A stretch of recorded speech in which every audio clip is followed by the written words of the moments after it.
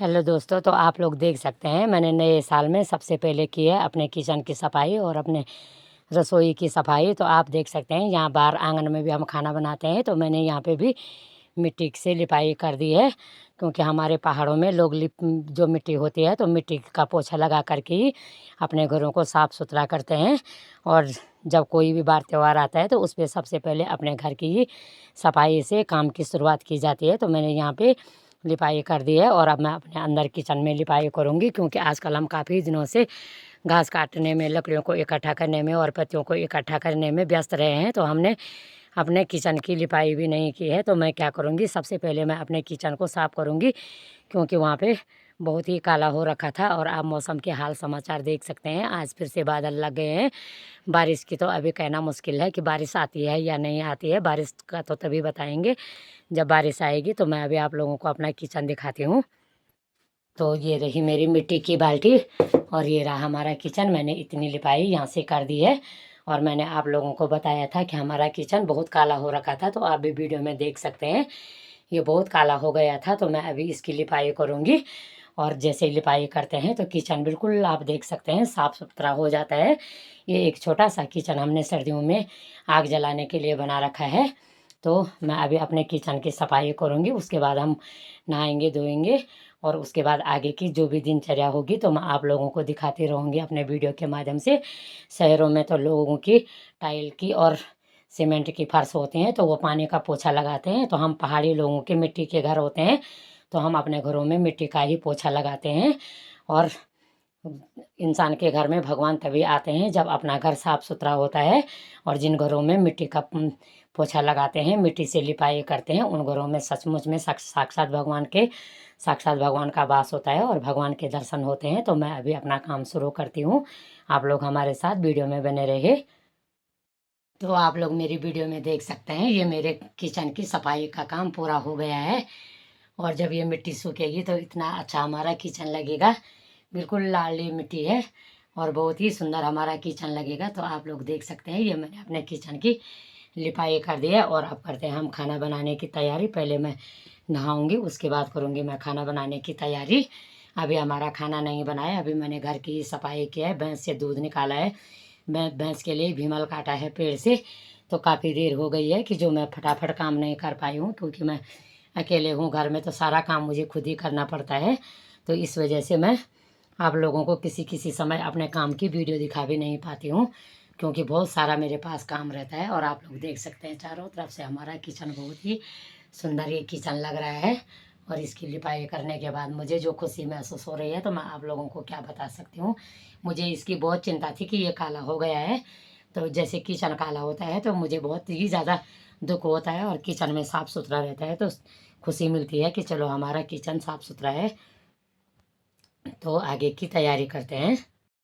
जय माता रानी, जय कार्तिक स्वामी, मेरी रेखा देवी, मेरे सभी यूट्यूब के दर्शकों को मेरा सादर प्रणाम, कोटि कोटि नमन, कोटि कोटि वंदन। और मैं आज अपने ब्लॉग की शुरुआत कर रही हूँ अपनी देवभूमि उत्तराखंड की खूबसूरत वादियों से और अपने सुंदर से प्यारे से गांव भटवाड़े से और अपने माँ मठना माता के मंदिर से। तो आप सभी दर्शकों का दिल की गहराइयों से मेरे यूट्यूब चैनल में हार्दिक दिल से अभिनंदन और स्वागत है।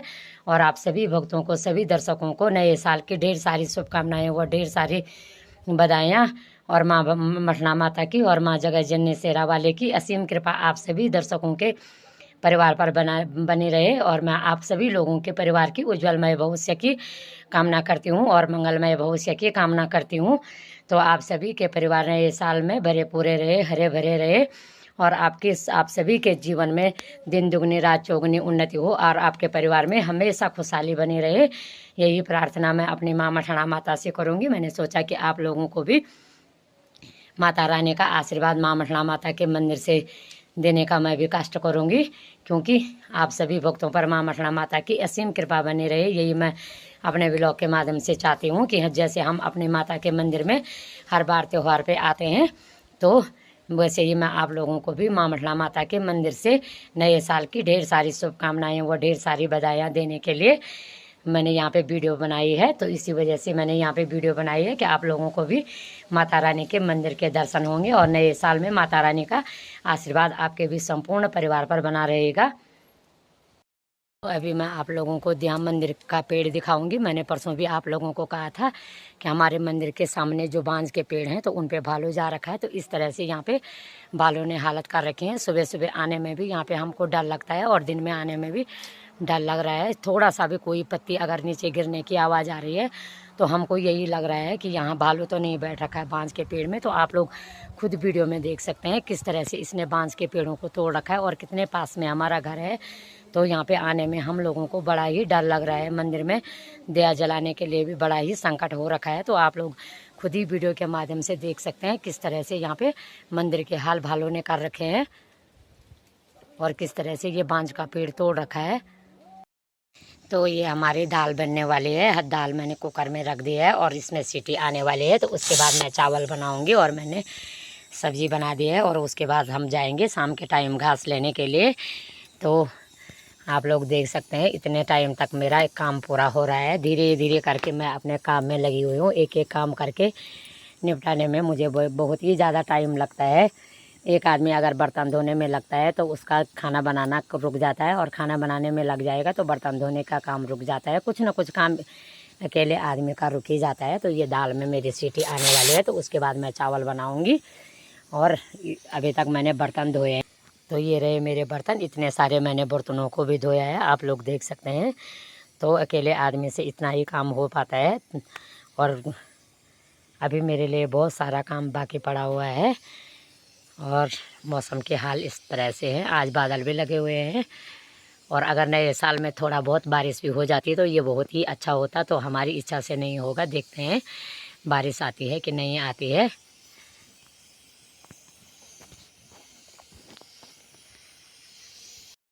तो आप लोग देख सकते हैं ये 3 बार कूटने पे और 3 बार फेंटने पे ये बिल्कुल चावल सफ़ेद हो जाते हैं।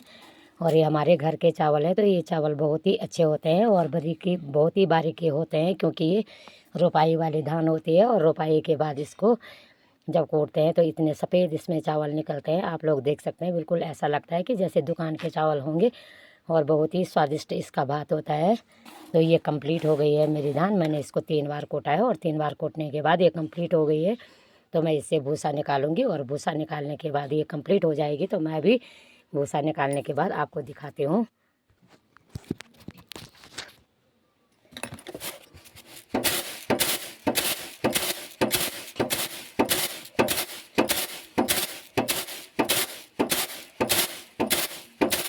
इसमें ऐसे फेंटने के बाद तब जाके इसमें से धान का भूसा जो होता है तो वो सारा भूसा आगे निकल जाता है और पेड़ जो चावल होते हैं तो वो पीछे छूट जाते हैं। तो इस तरह से हमारे पहाड़ों में चावल से भूसा अलग किया जाता है और हम लोग खुद ही अपने हाथों से कूटते हैं और उसके बाद चावल बनाते हैं।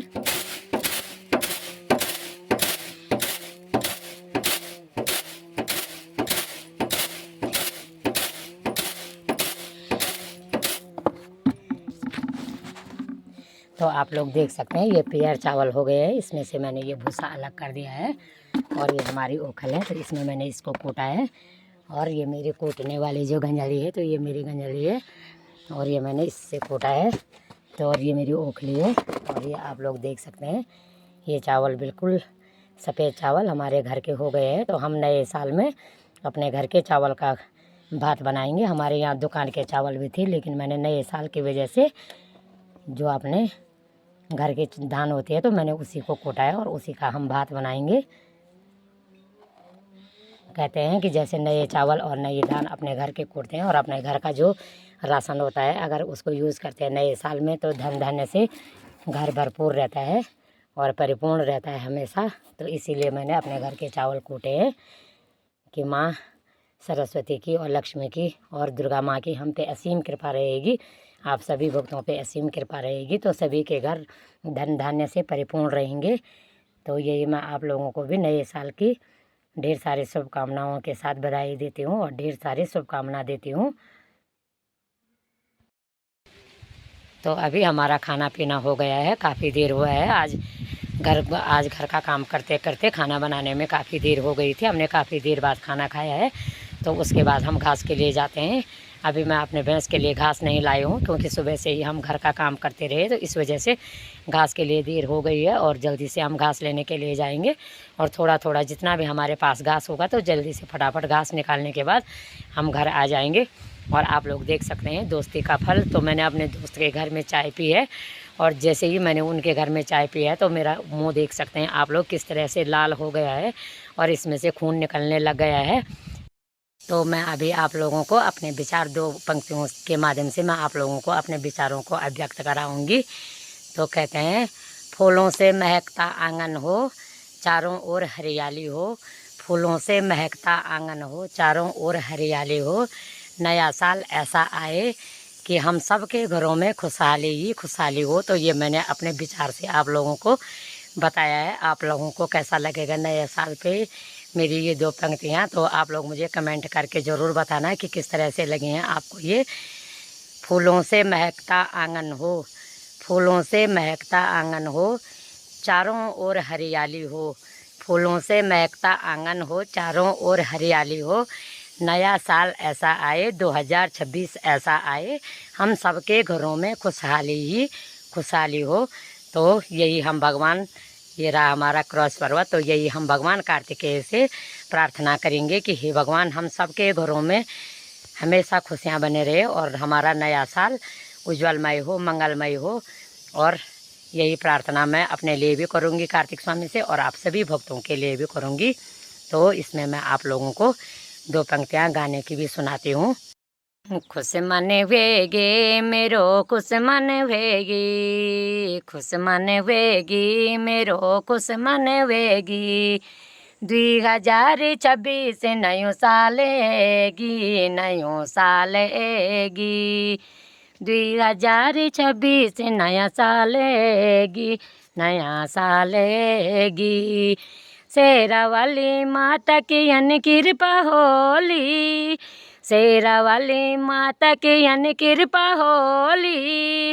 राजी खुशी मेरा बाल बच्चों रखली, राजी खुशी मेरा बाल बच्चों रखली। खुश मन वेगी मेरो खुश मन वेगी, खुश मन वेगी मेरो खुश मन वेगी। 2026 नयो साल एगी, नयो साल एगी। इतना सारा काम मैंने किया है और इतनी जल्दी मेरा काम निपट गया है कि जो मुझे घास जाने के लिए भी पूरा टाइम मेरे पास बाकी है। तो मैंने इतना सारा काम किया है। तो आज जो साल का नया दिन होता है, पहला दिन होता है, तो आज मुझे काम करने के लिए बहुत ज़्यादा टाइम मिला है।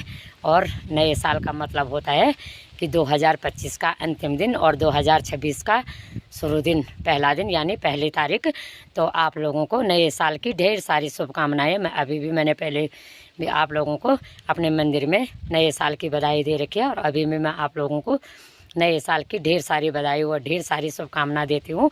और माँ भगवती से, कार्तिकेय कुमार से यही प्रार्थना करूँगी कि आपके परिवार की दिन दुगनी रात चौगुनी उन्नति हो, आपके परिवार में हमेशा खुशहाली बने रहे और आपके परिवार में हमेशा मंगलमय कार्य बनते रहे, आपके दिन दुगनी रात चौगुनी उन्नति होती रहे, और आपके बच्चों पर माँ भगवती और कार्तिक स्वामी का आशीर्वाद बना रहे। यही मैं आप लोगों के लिए प्रार्थना करूंगी। और अपने लिए भी मैंने यही प्रार्थना की है कि हे भगवान कार्तिक स्वामी, हे माँ भगवती, हे सरस्वती माता, हमारे बच्चों को सुख शांति और विद्या बुद्धि प्रदान करना। तो यही प्रार्थना मैंने अपने लिए भी की है।